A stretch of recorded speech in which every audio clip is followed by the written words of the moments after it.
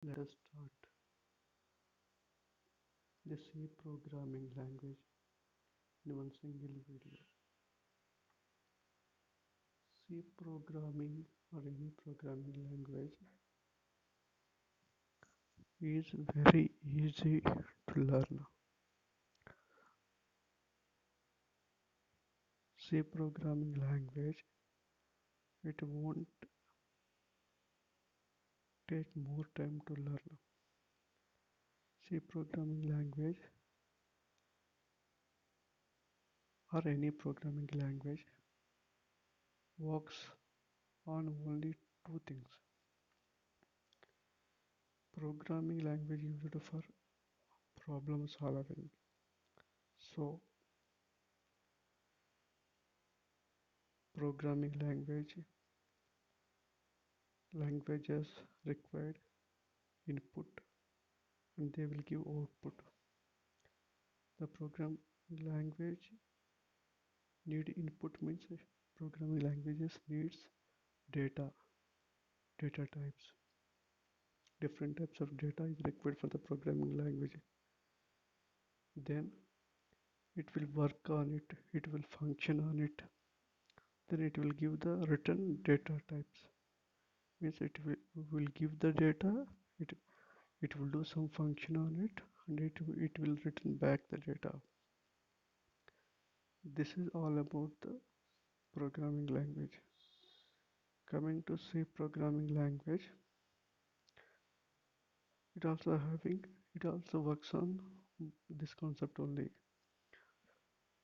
If you want to know any programming language, you should know these two things only. We need input data and its addresses so that these data and these addresses will be given it to the functions. The function will work on this data and it will give some output. It will give some output. In this, coming to the data types, if you want to know the data types, there are only coming to the data types, uh, data types and functions. Coming to the data types, here we are having different types of data types. For the time for the seeing only it is different, but all are the same. Those all are the data only. See, coming to the data types, there are normal data types, integer, character, float type. Secondary data types are structure or file type. Derived data types are arrays or strings or something. Whatever may be secondary, maybe arrays and strings. Derived may be structure or file. Whatever reverse may be possible. But pointer data types, pointer will be applied for all the above data types. Argument data types. If these above data types are given as an argument to the functions, they are argument data types. Each data type has two parts. Those are one is a declaration, second one is definition. Not only data types having declaration and definition, even function also has declaration and definition. Uh, Now coming to the next thing, while learning say programming language, first of all we should know what are these are the data types, how we can these are all four type of data types. If they're given as an argument to the function, those are argumented data types, but nothing special. Normal data types, integer, float, character will store the values. Secondary data types, structure files also will store the values. Arrays, strings will store the array of say similar type. Pointer data type will store the point or addresses of the normal data types.